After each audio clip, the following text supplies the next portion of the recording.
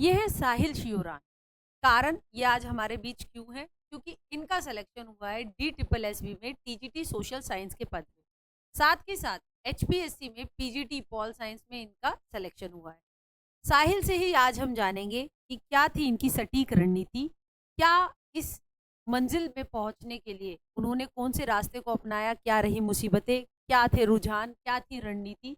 तो वो सारी स्ट्रेटेजी आपके लिए खास तौर पर डिस्कस करने के लिए आज हमारे बीच साहिल हैं। तो मैं चाहूंगी साहिल आप बच्चों को अच्छी तरीके से गाइड करें ताकि वो भी चयनित हो एक सरकारी पद में टीजीटी सोशल साइंस में, क्योंकि उसकी भर्ती अभी आई हुई है दिल्ली में। तो साहिल जी।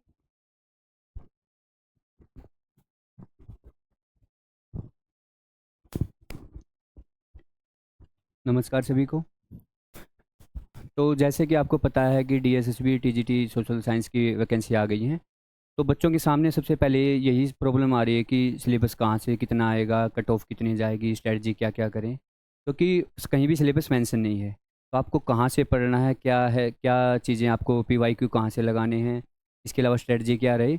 जो चीज़ मैंने अप्लाई की अपनी तैयारी के दौरान वही आज मैं आपको आपके साथ शेयर करूँगा, ताकि आप भी एक अच्छा रैंक ला सकें और अच्छा सिलेक्शन ले सकें। तो चलिए स्टार्ट करते हैं। सबसे पहले ये मेरे बारे में पीजीटिकल पॉलिटिकल साइंस में अभी हरियाणा में सिलेक्शन हुआ। तो इसके साथ चलते हैं। ये स्लाइड मैम की हैं, जो मैम ने बैच चलाए हुए हैं। आप यहाँ से पीआरटी के लिए, इसके अलावा स्पेशल एजुकेशन के बैच ले सकते हैं। सबसे पहले हमारे जो तैयारी का सबसे पहला पड़ाव है वो सिलेबस का है। जो सिलेबस आपके टिप्स पे होना चाहिए, कहाँ से क्या आ रहा है और कितना हमें पढ़ना है। क्योंकि इसके अगर आपके सिलेबस आपको नहीं पता होगा तो आप ओवर रीडिंग कर जाएंगे और आपको क्या है, आप एक दायरे से बाहर चले जाएंगे, जिसके कारण आपको रिवीजन की भी प्रॉब्लम होगी और ना ही फिर अपने जो है परफॉर्मेंस बिना रिवीजन के अच्छे तरीके से नहीं दे पाएंगे। तो सबसे पहले हम डिस्कस करते हैं अपने सिलेबस को। तो सिलेबस लगभग हमारे 4 पिलर में आता है। पहला आपका हिस्ट्री, सेकंड ज्योग्राफी, सिविक्स और इकोनॉमिक्स। और हिस्ट्री के जो पोर्शन है, जो देखिए मैं सिलेबस के बारे में इसलिए बता रहा हूँ क्योंकि 2021 के जो पेपर थे, फीमेल्स के पेपर थे 6-7 और मेल्स के पेपर थे 3। तो सारा जो एनालिसिस करके ही आपके सामने चीज़ें रख रहा हूँ। इसके अलावा जो 2018 का फीमेल का पेपर था, 2014 का भी। तो हिस्ट्री के हमारे जो 2 पर्सन आ रहे हैं, पहला आ रहा है हमारा मॉडर्न हिस्ट्री और सेकंड आ रहा है हमारा वर्ल्ड हिस्ट्री। अब क्वेश्चन का रेशो क्या रहता है हर हर पेपर में? जैसे मॉडर्न हिस्ट्री से अराउंड 15 से 17 क्वेश्चन आते हैं, सॉरी 10 से 12। और वर्ल्ड हिस्ट्री में जो क्वेश्चन आते हैं वो 15 से 17 क्वेश्चन आते हैं। ज्योग्राफी में भी अराउंड 20 के करीब क्वेश्चन आते हैं। सिविक्स में भी लगभग 20 के क्वेश्चन आते हैं। इकोनॉमिक्स में आपके 7 से 10 क्वेश्चन आएंगे। तो आप अगर देख रहे हो तो हिस्ट्री का पोर्शन आपके एग्जाम में सबसे ज़्यादा आ रहा है, उसके बाद ज्योग्राफी का, फिर सिविक्स और इकोनॉमिक्स। अब इसकी जो बुक लिस्ट है, कौन सी चीज़ें कहाँ से पढ़नी है, सबसे पहले हम बात करेंगे वर्ल्ड हिस्ट्री की। देखिए वर्ल्ड हिस्ट्री के जो क्वेश्चन हैं, आपको 15 से 17 क्वेश्चन मिलेंगे, लेकिन आपको उसके केवल 75% ही आपको बुक से मिलेंगे। 30% सिलेबस आपका बुक से नहीं आएगा। उसको आप कहाँ करोगे? उसको आप या तो जैसे कोई पीवाईक्यू चेक करोगे तो पीवाईक्यू में आपको सॉल्यूशन में जो चीज़ें मिलेंगी आप उनको अपने अलग से नोट्स, सेपरेट नोट्स बनाकर वहाँ पर सारी चीज़ें लिख सकते हो, और गूगल से भी उसके बारे में एक्स्ट्रा नोट्स बना के पढ़ लेते हो। जैसे आपने नोट्स बनाए, ये आपके वर्ल्ड हिस्ट्री के नोट्स हो गए। पहली बुक लिस्ट की बात करूँ, 9th क्लास की एनसीईआरटी जो हिस्ट्री की एनसीईआरटी है, इसके अलावा 10th क्लास की एनसीईआरटी और 12th क्लास की हमें ओल्ड एनसीईआरटी जो है अर्जुन देव की, उसके कुछ सिलेक्टेड टॉपिक्स करने हैं, जैसे वर्ल्ड वार फर्स्ट से रिलेटेड, वर्ल्ड वार सेकंड, इसके अलावा फासिज्म इटली का, जर्मनी का। और जो आप इन तीनों के आपको नोट्स बनाने ही बनाने हैं, क्योंकि लास्ट टाइम पर आप रिवीजन नहीं कर सकते। और इन नोट्स के आप साइड में अपने एक एक पेज आप जोड़ लेना, और जो एक्स्ट्रा क्वेश्चन हैं जो सिलेब बुक से बाहर आ रहे हैं, आप उनको पीवाईक्यू सोल्ड जो बुक्स आती हैं उनके थ्रू या गूगल्स के थ्रू सर्च करके अपने नोट्स में ऐड कर लेना। इससे आपका मटेरियल लगभग पूरा हो जाएगा। और बात यह है कि आप सिलेक्शन भी 70-80% में ही ले लेते हैं डीएसएसबी में। आपको 200 में से 200 नंबर नहीं लेने होते, आपको 200 में से 140 से 150 तक ही आपका सिलेक्शन होना है, यानी 70% ही रेशो मिल रहा है। तो आप ये मत सोचें कि मैं पूरे क्वेश्चन कर पाऊंगा। आप 70 क्वेश्चन भी कर रहे हो, 70% कर रहे हो, तो आपका सिलेक्शन हो जाएगा। दूसरी चीज़ है मॉडर्न हिस्ट्री की। अब मॉडर्न हिस्ट्री भी इतनी लगभग 8 से 10 क्वेश्चन आते हैं, लेकिन ये सबसे आसान क्वेश्चन होते हैं, इनको सबसे ईजी, क्योंकि डाटा होता है पूरा। इस डाटे को आप लूसेंट से पढ़ सकते हो, DK राठी से पढ़ सकते हो, या फिर PW की उड़ान की बुक आती है मॉडर्न हिस्ट्री की, आप वहाँ से भी ले सकते हो। और ये चीज़ें आपके टिप्स पे होनी चाहिए पूरी, क्योंकि यहाँ से क्वेश्चन गलत करने का कोई भी चांस नहीं होना चाहिए।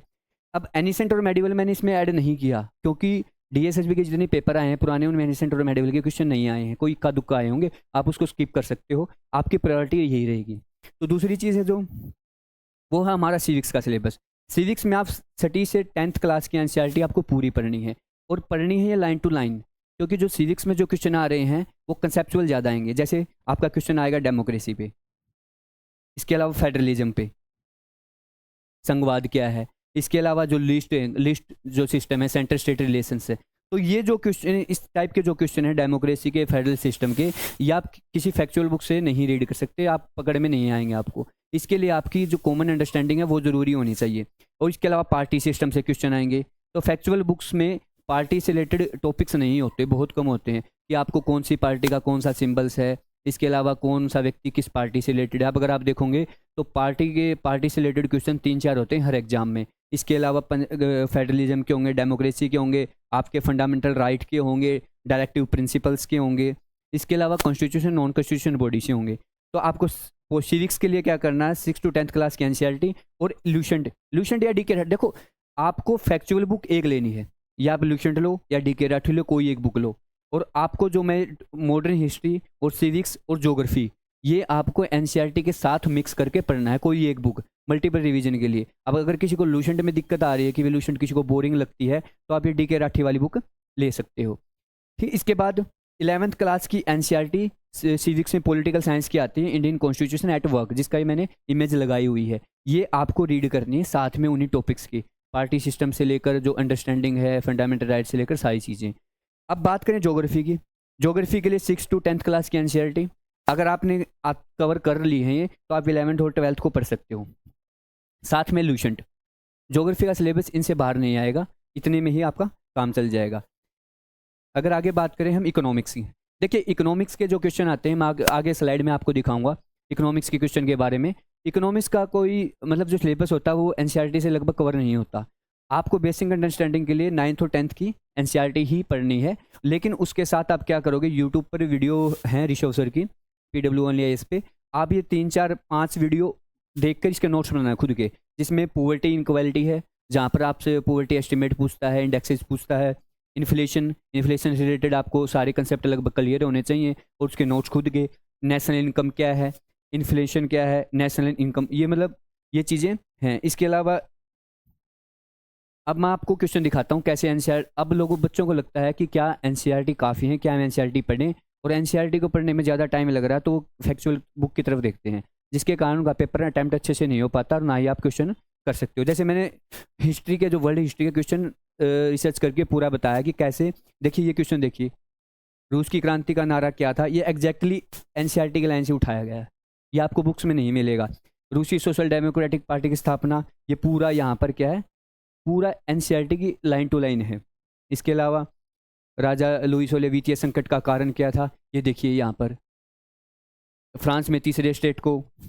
इसके अलावा ये देखिए जर्मनी कि वर्साई की संधि के कौन कौन से प्रावधान थे, ये इस लाइन में आपको डिट्टो मिलेगा। ब्रेस्ट लिस्टो जो संधि थी वो किसके मध्य हुई, ये वाली ये लाइन जर्मनी वाली। तो ये एनसीईआरटी के वर्ल्ड हिस्ट्री के आपको क्वेश्चन बता रहा हूँ कि कैसे वो line to line history NCERT से पूछ रहा है। क्योंकि बच्चों को लगता है कि एनसीईआरटी को हम स्किप कर दें ताकि और कुछ बुक से आसानी से हमारे सिलेबस कवर हो जाए, लेकिन 9th और 10th की वर्ल्ड हिस्ट्री की जो बुक्स हैं वो आपको टिप्स पर याद होनी चाहिए, क्योंकि 10 से 12 नंबर इन्हीं 2 बुक से आ रहे हैं। इसके अलावा जो आप ज्योग्राफी के देखोगे एनसीईआरटी में से, ये देखिए पूरा का पूरा एज इट इज़ इससे ही पूछेगा, ज्योग्राफी से पूछा है। 6th क्लास की एनसीईआरटी है, 6th क्लास की एनसीईआरटी से एज इट इज़ पूछ रहा है, और ज़्यादा कोई भी कंसेप्चुअल क्वेश्चन नहीं पूछ रहा है यहाँ से, पूरा का पूरा फैक्चुअल है। तो आप क्या करोगे, पूरे के पूरे फैक्ट्स को रट लोगे यहाँ से। जैसे आपने ज्योग्राफी, अब ये देखिए पृथ्वी की उत्पत्ति से संबंधित हाइपोथेसिस, ये देखिए एज इट इज़। ये क्वेश्चन पृथ्वी के किस मंडल परत में वर्षा होती है, ये देखिए वायुज में सा, ये चीज़ें ये आपको एज इट इज़ मिल रही हैं जो एनसीईआरटीज में। तो आपको पता चल गया हो कि एनसीईआरटी का क्या महत्व है। रबी की फसल कब बोई जाती है, ये देखिए अप्रैल।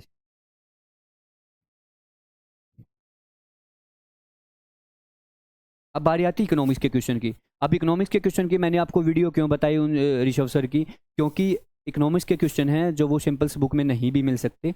हालांकि डीके में कुछ क्वेश्चन हैं, लेकिन फिर भी आपको वहाँ से एक्स्ट्रा पढ़ना। जैसे ये देखिए डेवलपमेंट बैंक के बारे में, इसके अलावा से इंडेक्सेज, आपको इकोनॉमिक्स में सारे इंडेक्सेज याद होने चाहिए। मार्केट स्टेबलाइजेशन स्कीम क्या है, इसके अलावा जो एम्प्लॉयमेंट में बेरोजगारी क्या है, एम्प्लॉयमेंट डिस्कस एम्प्लॉयमेंट, हालांकि ये तो क्वेश्चन एनसीईआरटी में भी है, लेकिन फिर भी आप उस वीडियो से आप कवर करेंगे, क्योंकि वो 5 वीडियो मैंने लिख रखी है, उन 5 को आपको ऋषभ सर की वीडियो से 5 सेलेक्टेड करके वहीं पढ़ना है, केवल उससे ज़्यादा मत पढ़ना।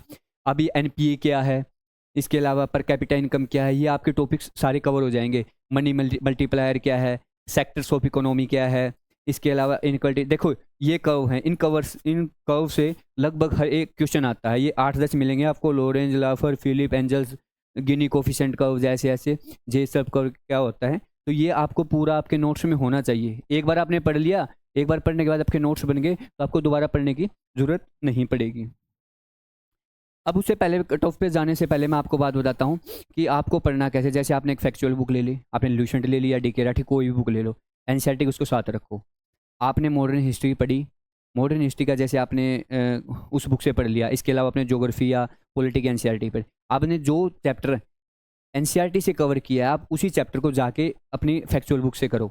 और फिर ये देखो अगर कोई पॉइंट छूट रहा है दोनों में, वैसे दोनों में कॉमन मिलेंगे, कुछ 10-20% पॉइंट जो एक्स्ट्रा मिलते हैं फैक्चुअल बुक में, तो उसको एक पेज पर नोट डाउन करके अपनी फैक्चुअल बुक के पास लगा लो, क्योंकि आप बार बार एनसीईआरटी नहीं पढ़ पाओगे, और एग्जाम के टाइम पर आपको रिविजन के लिए आपकी बुक जो है फैक्चुअल बुक ही काम आएगी।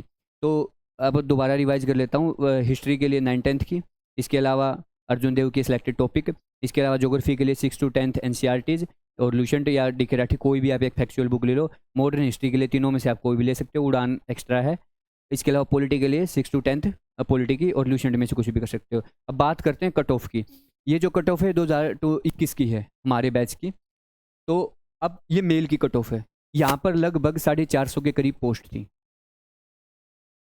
और ये फीमेल की है, यहाँ पर भी कम से कम मतलब 700 के अराउंड पोस्ट थी, 700 से 20-30 पोस्ट कम थी।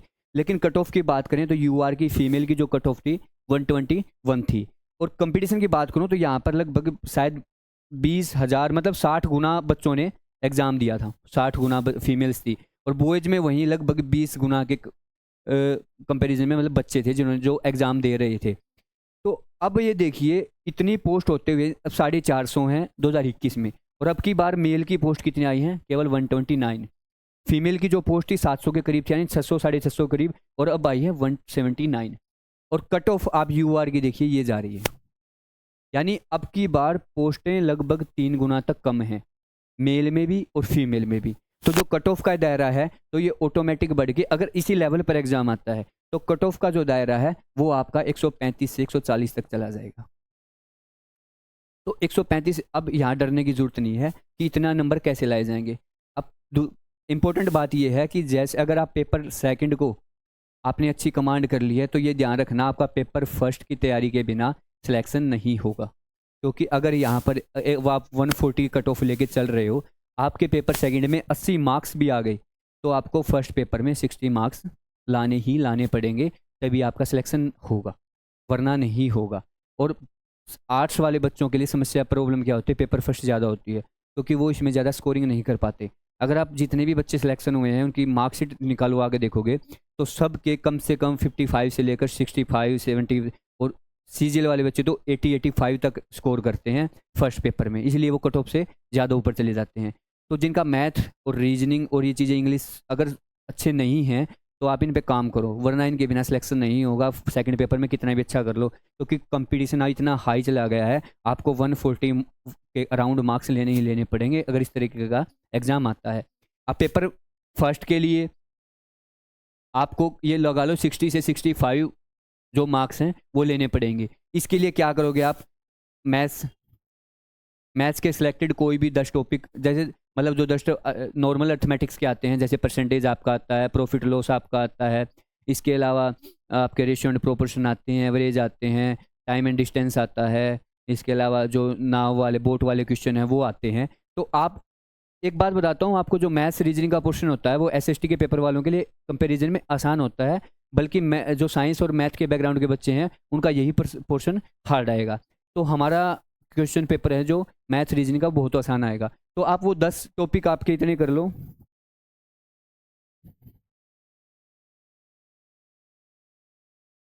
ताकि मैथ्स का आपका यहाँ से क्वेश्चन गलत ना हो। बिल्कुल बेसिक, बिल्कुल बेसिक्स मैथ करना है, और यही क्वेश्चन आपके रीजनिंग में भी काम आएंगे, क्योंकि डीआई भी आता है। तो आप यहाँ से भी लगभग 15 से 17 स्कोर कर सकते हो। हिंदी सबके लिए हलवा है। हिंदी के लिए अगर आप कोई बुक पूछोगे तो सबसे आसान होती है राजस्थान बोर्ड। राजस्थान बोर्ड की एनसीईआरटी, जो राजस्थान बोर्ड की ग्रामर की जो बुक होती है 9 to 12 आती है, राजस्थान बोर्ड की आप हिंदी के लिए बुक ले सकते हो। और उसके साथ PYQ, जो जितने भी पेपर आएंगे। एक्चुअली मेरा स्कोर भी यही था, मैंने मैथ मुझे एवरेज ही आता, तो मेरा 14 से लगभग 14 मैंने अटैम्प्ट किए थे, 14 मेरा सही थे। रीजनिंग में मेरे 15 या 16 मार्क्स इतने आए थे, मैंने 18-19 क्वेश्चन अटेम्प्ट किए। हिंदी में मेरे 19 अटैम्प्ट किए थे मैंने, और 19 के 19 ही मेरे सही थे जहाँ तक मुझे याद है।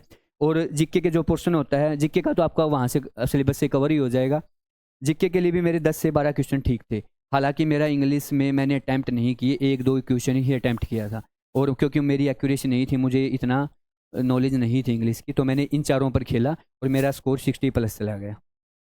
तो अगर आपको इनमें से कोई एक पोर्शन नहीं भी आ रहा, मान लो इंग्लिश नहीं आ रहा है, तो भी इन चारों में मिला के 60+ स्कोर कर सकते हो। और स्पेशली इंग्लिश, हिंदी और रीजनिंग में ये आपके स्कोर को 60 तक आराम से ले जाएंगे। तो सिलेक्शन होगा जो पेपर फर्स्ट से ही होगा। और 10 नंबर की आपके सब्जेक्ट की पेडागोजी भी आती है, वो आप मनोरठी मैम के चैनल पर भी आप वीडियो होंगी, TGT टीचिंग एप्टीट्यूड होता है हमारा 10 नंबर का, वो वहाँ से कवर कर सकते हो। अगर वो नहीं है तो आप कोई बीएड की बुक भी ले सकते हो, जैसे आपने बीएड के एग्जाम दिए होंगे, तो उस 10 नंबर के, क्योंकि वो 10 नंबर 6-7 आपको आराम से दिला देंगे, जो भी क्वेश्चन है आपको PYQ ट्राई करके। ये हमारा टेलीग्राम ग्रुप है जो DSB TGT सोशल साइंस का, जब हम तैयारी करते थे लगभग 3-4 साल से हम यहीं पर ऐड हैं। और जो कोई भी आपकी इंक्वायरी है, आप कोई किसी भी चीज़ें को और पूछना हो, तो आप यहाँ ऐड होकर पूछ सकते हो। अब हम भी यहीं हेल्प करते थे एक दूसरे की, यहाँ पर PDF भी मिल जाएंगी। और PYQ के लिए मैं सोल्ड बुक यहाँ पर PDF भी है, या फिर मार्केट से आप कोई बुक लेकर अपनी तैयारी कर सकते हो। Thank you. ये हमारी वीडियो जो, आई होप आपका सारी चीज़ें जो सारी क्वेरी हैं वो कवर हो गई होंगी। फिर भी आप कुछ पूछना चाहते हो तो हमारे टेलीग्राम पर ग्रुप पर पूछ सकते हो। तो ये थे आपके साहिल के खुद के एक्सपीरियंस और आपके लिए सुझाव। वीडियो अच्छी लगी हो तो लाइक कर दीजिएगा, चैनल को सब्सक्राइब कर दीजिएगा, और ऐसी ही वीडियोस हम आगे लाते रहेंगे, आपका मार्गदर्शन करते रहेंगे और सिलेक्शन हम दिलाते रहेंगे। Thank you.